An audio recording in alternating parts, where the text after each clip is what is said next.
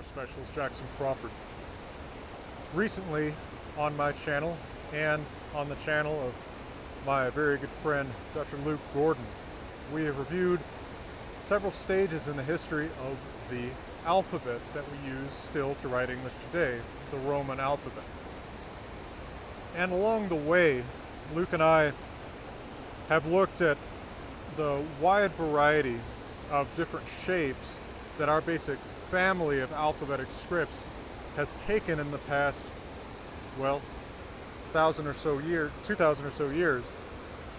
And that's gotten me to rethink some of my ideas about the origin of an alphabet that people are very concerned about in the circles that I talk to, which is the runes. And so what I've considered doing is going through the runic alphabet letter by letter, something like what Luke is doing letter by letter on his channel with the Roman alphabet and its ancestor alphabet. But first of all, I want to present some of the basic facts that I know about the origin of the runes, some of the reasons why I am not convinced of the very common opinion that they derive from the Roman alphabet, our alphabet as the Romans used it, and some of the new data that's come to my attention in the last few years about this very interesting question.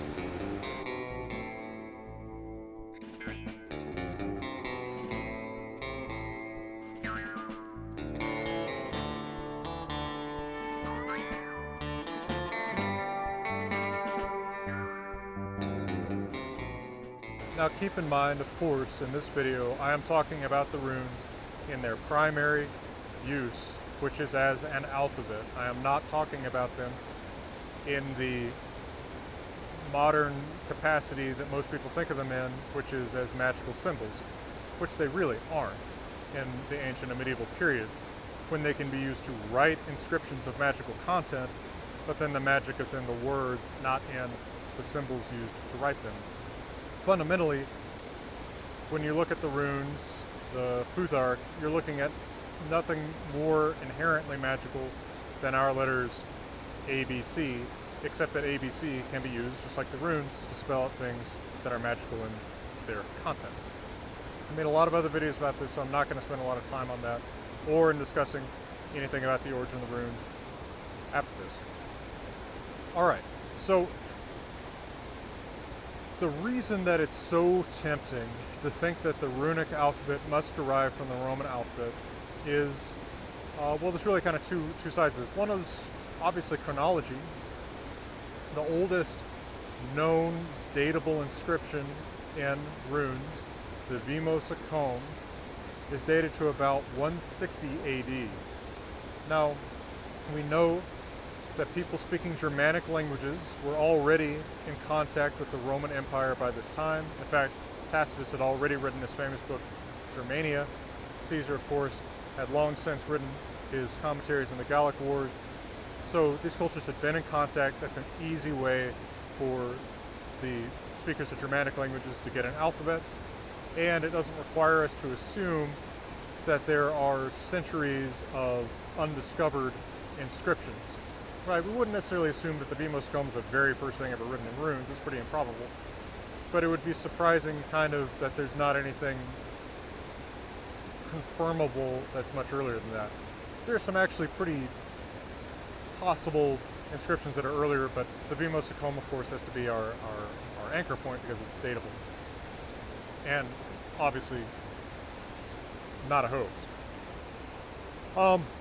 Another reason why it's tempting to think that maybe the Roman alphabet is the source of the runes is that some letters are extremely similar to the Roman alphabet letters that mean the same thing. So of course, obvious ones are the F, the R, the K sound, which looks like a C, which is what the Romans used for the K sound. And then there's a few others that, you know, you could pretty easily see as just being flipped versions of the Roman letters, the U, the L. Okay, but I reject the notion that the runic alphabet is from the Roman alphabet for systematic reasons. The runes don't work like the Roman Empire version of the Roman alphabet, as a system. So to me, the Roman alphabet can't then be its source. And there's other reasons too, but I think the systematic arguments are the strongest. And the very strongest out of those systematic arguments is that the Roman alphabet doesn't distinguish the vowels, the vowel sounds, E and U, written I and U or I and V, from the consonant sounds Y, written J, today, and W. Right? It writes both E and Y as a letter I, and both U and W as a letter U or V. It really looks like a V in the imperial period. Now, the runes are quite different and actually distinguish E from Y as two different runes and U from W as two different runes. Now, they're not the only alphabet to do that. In fact, the Roman alphabet is really kind of the outlier in not distinguishing these. But the inspiration for distinguishing those would not come from the Roman alphabet. So that's a systematic difference. Another trace of a systematic difference can be seen in the vowels. You can look at the 5 vowels of the Roman alphabet. I'm leaving out Y because it's only used in the imperial period to write words borrowed from Greek. You can look at the 5 classic vowels, the A, E, I, O, U, and you can look at the way those are written in runes, and you can see 4 letters that have a plausible, obvious connection to the letters of the Roman alphabet. Now, of course, the easiest one is the I. The U is only flipped, but in fact, the shape of the A is a quite common shape of a letter A in Alpine alphabets used to write now forgotten languages 2,000, 2,500 years ago in the Alps, and I'm going to come back to some of those. So it's at least a plausible connection to the source of Latin A, which is the Etruscan alphabet, which is also the source of those Alpine alphabets. The E, it's a little bit more tortuous. It could be a flipped E, right, kind of a rotated E or epsilon. I've actually seen that in writing in those Alpine alphabets. Again, I'm going to come back to those. But you know, it's an innovation that could occur to someone else too. The O is what's kind of striking in not matching up with the Roman alphabet or its source, the Etruscan alphabet, because this looks like the Greek letter omega. And curiously, it's also placed at the end of the Elder Futhark alphabet, just like omega is in the Greek alphabet. Now that might not tell us that much, given that the runes are in such a jumbled order compared to other alphabets, and I still don't have a real plausible explanation for why. But the fact that it's added at the end might be significant together with the fact that it looks like an omega. Now, to me, that omega shape and the fact that it's tacked on at the very end suggests that it's not borrowed from the same source as the other 4. Now, as I've hinted already, I think the source for the other 4 is pretty plausibly in those Alpine alphabets. Now, what you see in the Alps, starting around the late 600s BC, and even just barely into the 1st century AD, is there's a cluster of languages not necessarily actually related to each other. We have the probably non-Indo-European Communic, we have the Celtic language Lepontic, we have the Italic language Phonetic, the non-Indo-European language Rhaetic, which might be related to Etruscan. And they're all written in alphabets that are derived from the Etruscan version of the Greek alphabet. Curiously, not necessarily the northern Etruscan variety, sometimes they have sort of southern Etruscan looks, and then it also looks like they were passed on the Greek alphabet by the Etruscans with some of the letters the Etruscans didn't use. Right? People get attached to alphabets and recite letters as part of them even when they don't use them in writing their own language, as you can see in the many languages of Europe that don't use K or C, but still include it as part of their alphabet and reciting the alphabet, and use it in writing foreign languages. Now, these languages written in the Alps, using their derived versions of the Greek alphabet, had some differences from one another in their writing, but they also had some commonalities. One is that weird kind of F-looking shape of A, which you'll see in, at least I've seen in all of these sometimes. That flip version of E, the rotated version of E, I've seen in at least in a phonetic inscription. The I, of course, I kind of looks the same in most of these alphabets. The flipped over U is certainly a common feature of these Alpine alphabets. And curiously, they also share that because they're borrowed from Etruscan, they don't initially, at least, use a letter O, because Etruscan doesn't have a vowel O distinct from U. Some of these alphabets, like phonetic, later innovate and add a letter O that looks like a Latin O or a Greek omicron, but they put it then at the end of their alphabet. It's funny that the Etruscans seem to have passed on all these letters that didn't matter, right, to the Etruscans, but somehow it's the O that doesn't get passed on, even though it could have been useful to these people. Now, I have not seen in any of these Alpine alphabets an O that looks like omega, like the Elder Futhark O does. But the fact that it looks tacked on at the end and doesn't seem to share a common origin with the others suggests to me there is something else going on with the O. That the Elder Futhark is borrowed from an alphabet that is at least passed through Etruscan mediation, very likely one of these Alpine alphabets because of the shapes of some of these other letters, and then later come in contact with a Greek model that has O, and that O from omega is added at the end. Maybe they go with omega because it is more different looking from the ing sound that would look like a stylized omicron. Okay,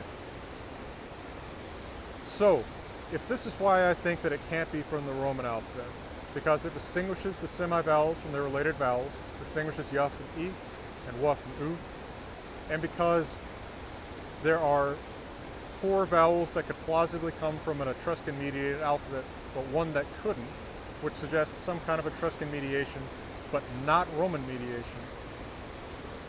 I am for these reasons rejecting the notion that it's from the Roman alphabet. Persuade me otherwise, if you can. Now, I'm going to give you a quick word from my sponsor in my usual way, and then I'll come back and talk about what I think are some more plausible accounts of the rune's origin, although probably there's a lot of questions here that cannot really be answered.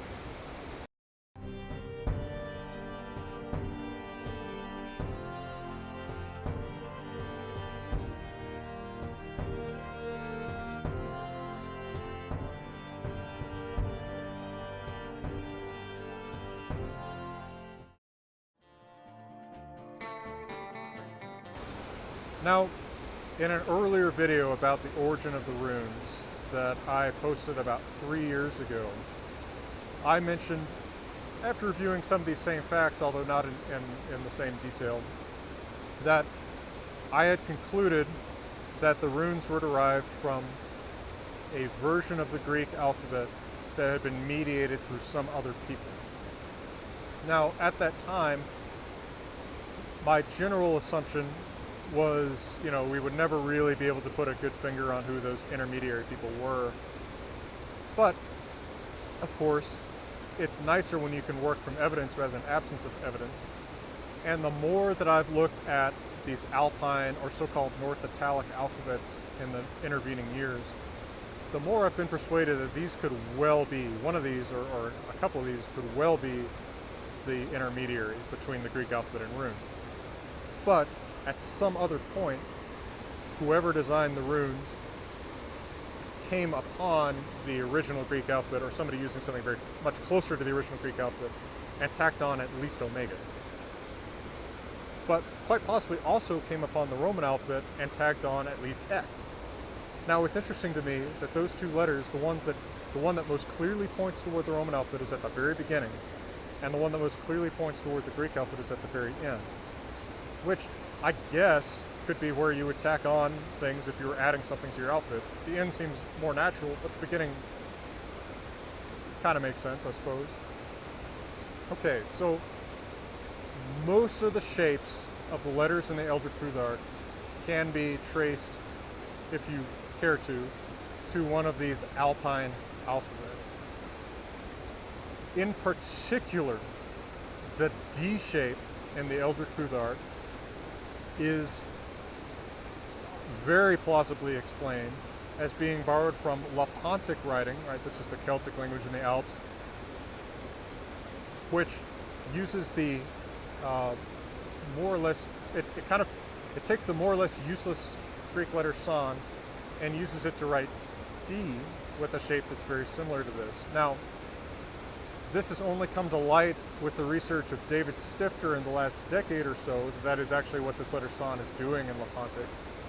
But with him having discovered that, I think that, and I've only become aware of this in the last year, I think that that connection to the runes is pretty assured, because it's pretty hard to figure out where to get that specific shape for that specific sound twice, right? That seems like a huge coincidence to me.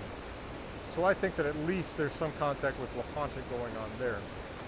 What I suspect is a pretty plausible explanation for this is close to either a Lepontic or a related Alpine alphabet is adapted to write maybe another Celtic language north of the Alps, or perhaps directly adapted to writing a Germanic language in an early form of the runes. But then the designer encounters, or a later reviser encounters, the Greek alphabet itself and the Latin alphabet itself, borrows the omega from the Greek alphabet for the O sound and puts it at the end, borrows the F from the Roman alphabet and puts it at the beginning, and then you have a core that's Alpine, I'll call it, North Italic, with the very beginning letter being from the Roman and the very ending letter being from the Greek alphabet. I think that's a surprisingly plausible, if weird, explanation for what's going on here. By the way, in my earlier video, I addressed that there are F-looking letters in alphabets other than the Roman alphabet, so I didn't think that it was a particularly strong explanation for where the runic alphabet would come from that would have an F-looking F. But in most alphabets, that F-looking letter, Digamma in Greek, actually stands for the W sound. Now notice there is already a W-looking letter, a Digamma-looking letter, kind of, used for the W in the Elder Futhark. So plausibly, when they first are adapting this alphabet, they're using that letter that's derived from Digamma some way through an Alpine alphabet for the W sound, and then later adding another letter separately derived from Digamma through another mediating source, quite possibly Roman, for the F sound. To my knowledge, it is only the Roman alphabet and the runic alphabet that use this F-looking letter for the F sound. However, in Etruscan and in some alphabets derived from the Etruscan alphabet, Digamma plus H means an F. In fact, you'll see that even in some really early Roman writing, if the Prinus Fibula is real. So potentially too, you could encounter not the Roman alphabet, but maybe an alphabet that writes Digamma Eta for F, and just knock off the Eta and use, you know, the Digamma or F-looking letter for an F, or potentially the runic Fehu is actually a combination of the Digamma and Eta into a new letter. I don't think the case for a Roman influence is as strong because of the F, but it's certainly an easy place for the F to come in. And it's interesting that it's right at the beginning, just like what looks like the direct Greek borrowing O or omega is at the very end. So, you know, people complain when I answer questions with questions, but I do still have as many questions as answers here. I think that I was, I did not know enough about these Alpine alphabets 3 years ago to realize how incredibly similar they are in many details to the runes, in so many ways that I think it can't be a coincidence.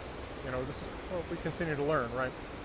And I'm not ashamed to say that I just didn't know about this. A lot of the scholarship is in Italian, so I've only recently begun to brave many of those research papers. Italian's not that hard to read, but it's a little bit of an extra effort. And I think this is actually really economical in another sense, because when I suggested that you know, we have a Greek source or some mediated Greek source, I had been noticing that, and this is another big systematic difference with the Roman alphabet, the runes are written in a very archaic way, which is that they're not consistently left to right like the Latin alphabet was in the 100s AD. They are written often boustrophodon, which means alternating left to right and right to left and left to right and right to left, or they're written right to left. And they actually flip depending on the version of the direction of writing that you're writing in. That's a very archaic characteristic that we see in a lot of really ancient Greek. And I'm talking, Greek written in the 600s, 500s BC. So a weakness of the Greek idea is that you then have to account for centuries of undiscovered runic inscriptions.